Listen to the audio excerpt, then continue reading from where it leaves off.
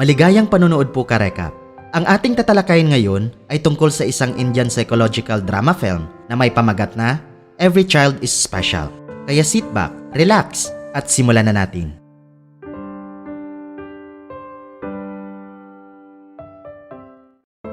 Nagsisimula ang pelikula mga ka-recap nang ipinakilala sa atin si Ishan na isang 8 taong gulang na imaginative na bata. Kilala siya bilang isang troublemaker sa kanyang mga kaklase. Umagsak din siya sa lahat ng kanyang mga subjects at siya ang may pinakamababang grado sa kanyang silid-aralan. 2 taon na siya sa grade 3 ka-recap at sa hitsura ng kanyang report card ay kakailanganin niyang ulitin ang pag-grade 3 sa susunod na taon. Samantala, ang kanyang kapatid na si Johan ay isang huwarang estudyante at kabaliktaran niya. Isa din siyang athletic na bata dahil naglalaro siya ng tennis at sasali sa paparating na interstate tennis competition. Si Ishan ka-recap ay madalas na nakikipag-away sa mga batang kapitbahay na nang-aapi sa kanya. Isang araw ay nagreklamo ang ina ng isang bata tungkol sa pag-uugali ni Ishan sa kanyang ama na si Nankishore. Kailangang humingi ng kanyang ama ng tawad sa bata at sa kanyang ina. Pagkaalis nila ay tinulak niya ang bata sa sahig para disiplinahin siya. Bagamat mahal ni Nankishore ang kanyang mga anak, ay masyado siyang malupit para kay Ishan. Naniniwala siya na ang mababang marka at kawalan ng kakayahan ni Ishan ay dahil sa kanyang katamaran. Kinabukasan, sa paaralan, ay hiniling sa kanya ng English teacher na basahin ang isang linya mula sa libro. Sinubukan niya ang lahat ng kanyang makakaya, ngunit halos hindi niya mabasa ang mga salita. Nahihirapan siyang intindihin ang mga letra, ngunit napagkamala ng mga guro na isa siyang walang kwentang bata. At nang paulit-ulit siyang pinipwersa na bumasa, ay sumisigaw siya ng walang kwentang salita. Kaya pinalabas siya sa klase. Hindi na bagong bagay para kay Ishan ka-recap na maparusahan. Sa katunayan, mas madalas niyang ginugugol ang kanyang oras sa labas kaysa pag-aaral. Dahil ang tingin sa kanya ng mga guro ay nanggugulo lang siya sa ibang mga estudyante. Noong araw na yon ay hindi pa nagawa ni Ishan ang kanyang takdang aralin sa matematika. Upang maiwasang harapin ang kanyang guro, ay tumakas siya sa paaralan at ginugugol ang buong araw sa pag-alagala sa paligid. Ini-enjoy niya ang buong araw, bumibili ng ice cream, gumugol ng oras sa tabi ng dagat, at tinitingnan ang mga dumadaan. Sa pagtatapos ng araw ka-recap, ay sumakay siya sa kanyang school bus nang walang nakakapansin sa kanyang pagliban. Sa bahay, ay makikita natin siyang gumagawa ng isang magandang painting. Si Ishan ay mahilig na magpinta at ang kanyang mapanlikhang isip ay nakakatulong sa paglikha niya ng mga napakagandang larawan. Nang maglaon ay sinubukan siya ng kanyang ina na nagangalang Maya na turuan siya at gawin ang kanyang takdang aralin. Napansin ng kanyang ina na napakapangit ang kanyang handwriting at halos hindi niya ito mabasa ng tama. Dahil dito ay iniugnay ng kanyang ina ang kanyang kawalan ng kakayahan bilang katamaran at pinagalitan siya.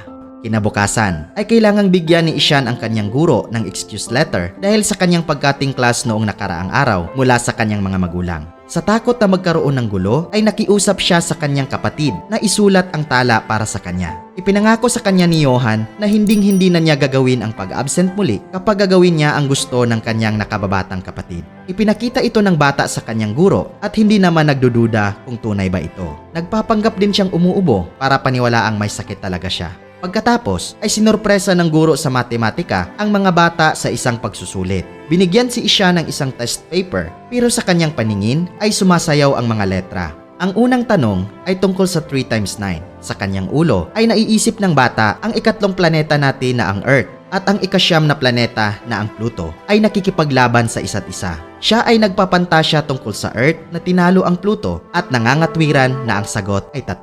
Isa lang din ang kanyang sinagutan at hindi na niya nilagyan ng iba at isinumiti niya ang kanyang papel. Nang tanungin siya ng kanyang kaklase, ay kumpiyansa niyang sinabi na sobrang madali lang daw ang pagsusulit.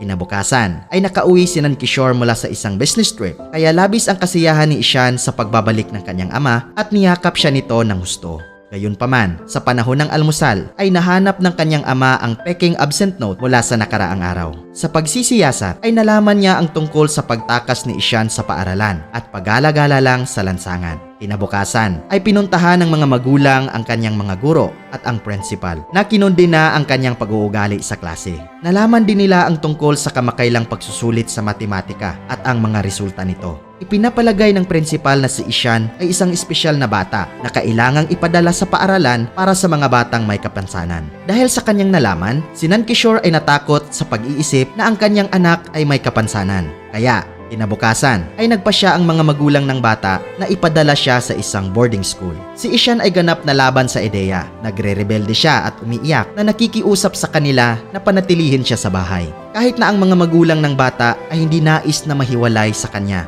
Ngunit kailangan nilang gumawa ng masakit na desisyon kung ano ang sa tingin nila ay ang pinakamahusay na solusyon para sa kanilang anak. Nang gabing iyon ay napanaginipan ni Ishan na nawala ang kanyang ina sa maraming tao at nagising na sumisigaw. Nang sinubukan niyang pakalmahin ang bata ay nangako itong mag-aral ng mabuti kung papayagan siya nitong manatili sa kanilang tabi. Nadurog nito ang puso ni Maya, ngunit naninindigan si Nankishore sa kanyang desisyon. Hanggang sa dumating na ang araw na dadalhin na si Ishan sa isang boarding school sa ibang nayon. Dito ay kakailanganin niyang makibahagi sa ibang dorm sa iba pang mga bata at papayagang makipagkita lamang sa kanyang pamilya ng ilang beses sa isang buwan. Ito ay isang bangungot para sa 8 taong gulang na si Ishan dahil hindi kailanman siya nakalayo sa kanyang pamilya. Tinanggap siya ng warden sa pamamagitan ng pagdideklara na ang kanyang mga dating gawi ay hindi kukonsentihin dito. Pagkatapos maglibot sa paaralan, ang pamilya ay umalis kahit nasasaktan. Pinapanood lang ni Ishan ang kanilang sasakyan na papaalis na may tumutulong luha sa kanyang mga mata. Nananatili siyang ganoon ng ilang minuto kahit nawala na ang sasakyan sa kanyang paningin.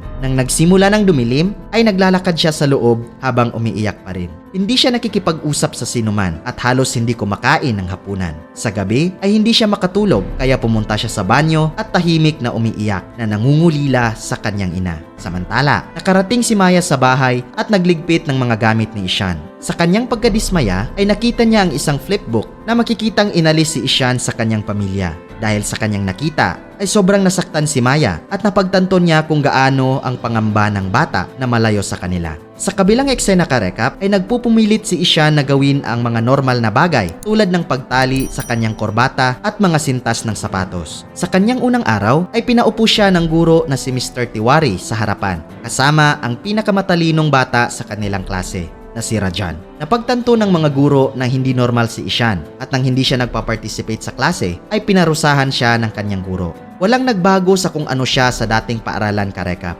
Palagi siyang ipinadala sa labas ng klase bilang parusa at hindi siya sinasama sa aktibidad ng paaralan. Sa paglipas ng panahon ay sobrang nadismaya na ang bata kaya pinunit niya ang kanyang mga libro at itinapon sa basurahan. Huminto na rin si Ishan ka-recap sa pagsisikap na gumawa ng mahusay sa paaralan na nagdulot ng spiral depression at pagkamuhi sa sarili. Nang makipagkita sa kanya ang kanyang mga magulang, pagkatapos ng isang buwan ay nagkulong siya sa loob ng isang silid at labis na umiiyak sa mga panahong ito. Pagkatapos ay pumunta siya sa labas at tumakbo ng ilang lap sa basketball court para magrebelde. Dahil dito ay dinala siya ng pamilya sa isang hotel pagsapit ng gabi upang pasayahin siya. Binigyan siya ni Johan ng painting kit bilang regalo, ngunit ang hindi alam ng kanyang kapatid na isinuko na ni Ishan ang kanyang creative side at tuluyang tumigil sa pagpinta.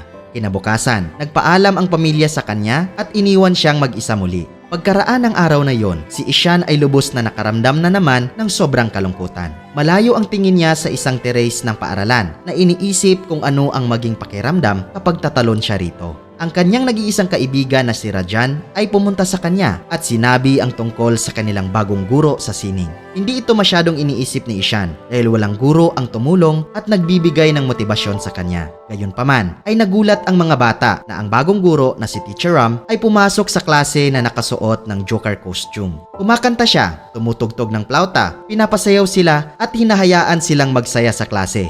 Nakabaliktaran sa lahat ng iba pang guro. Bagamat gusto ito ni Ishan, ay hindi siya nakilahok sa kasiyahan nila. Pagkatapos, ang mga mag-aaral ay inihiling ni Teacher Ram na gumuhit o magpinta ng anumang nais nila. Gusto ni Ram na ipakita nila ang kanilang creative side para malaman niya kung ano ang dapat niyang gawin sa susunod. Ang mga bata ay nagsimulang gumuhit ng ilang mga bagay at ang lahat ay naiiba sa isa't isa. Ngunit hindi man lang ginalaw ni Ishan ang kanyang papel. Sa una ay ipinapalagay ni Ram na ang bata ay tumatagal ng ilang minuto na mag-isip. Ngunit kahit na natapos na ang klase, ang papel ni Ishan ay blanko pa rin. Dahil sa pag-aalala ay tinanong siya ni Ram kung ano ang mali, ngunit hindi niya sinagot ang kanyang guro. Nang gabing yon ay tumawag si Maya para kausapin si Ishan. Ipinaalam sa kanya ni Maya na kailangan nilang ipagliban ang susunod na pagbisita nila ng isang linggo dahil sa kompetisyon ng tennis ni Johan. Para kay Ishan, ito ay nagpapatunay lamang na ang kanyang pamilya ay walang pakialam sa kanya.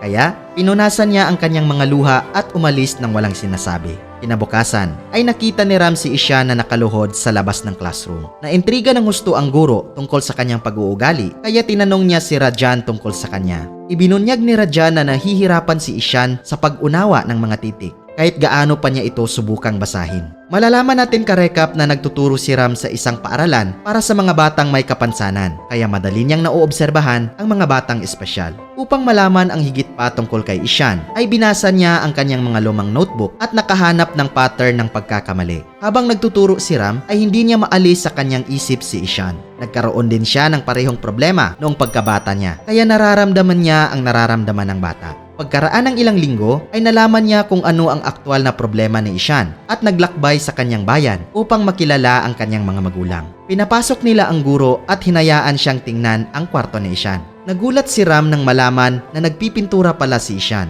Mas lalo siyang nalungkot dahil nawala na ang kislap ng bata sa pagpinta dahil sa pressure na ibinibigay sa kanya. Minaliit ni Nankishore ang kanyang anak na sinasabing siya ay tamad at ayaw niyang mag-aral. Dahil dito ay ipinakita ni Ram sa kanila ang pattern sa mga pagkakamali ni Ishan. Madalas niyang binabaligtad ang mga letra na para bang nahihirapan siyang itama ang mga ito.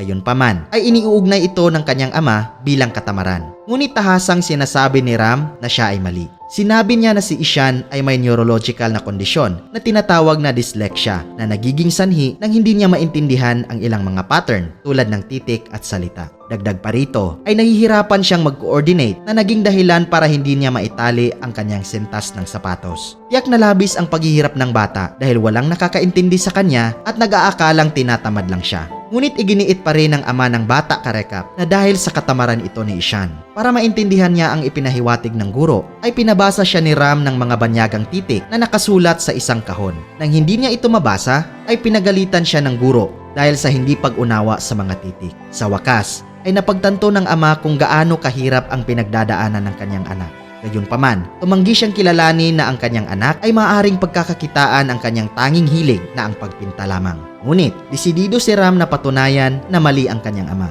Pagbalik niya sa paaralan sa sumunod na araw, ay itinuro niya sa mga bata ang tungkol sa lahat ng mga sikat na makasaysayang tao na hindi masyadong mahusay sa pag-aaral noong sila ay mga bata pa. Binigyan niya sila ng halimbawa ng mga siyentipiko at pilosopo na nagpapagaan ng pakiramdam ni Ishan. Nang tanungin sila ni Ram kung sino ang nag-imbento ng bombilya, ay nagsalita si Ishan sa unang pagkakataon at sumagot na si Thomas Edison ang nakaimbento nito. Dahil sa nangyari, ay nakikita ni Ram ang kislap ng pag-asa para matuto ang bata. Nang maglaon, sa araw na iyon, ay nasa tabi ng lawa si Ishan kung saan gumamit siya ng rubber band upang gumawa ng isang gumaganang bangka. Hangang-hanga si Ram sa kanyang ginawa kaya iniuwi niya ang istruktura at itinago ito bilang dekorasyon. Nagsisimulang dumaloy muli ang creative senses ni Ishan, ngunit mahaba pa ang kailangan niyang gawin bago matutong mag-aral tulad ng iba pang mga batang kaedad niya. Isang araw ay pumunta si Ram sa prinsipal ng paaralan at sinabi sa kanya ang tungkol sa problema ni Ishan. Sinabi ng punong guro na ipadala siya sa isang sped school, ngunit sinabi ni Ram na makakapag-aral si Ishan sa mga regular na bata.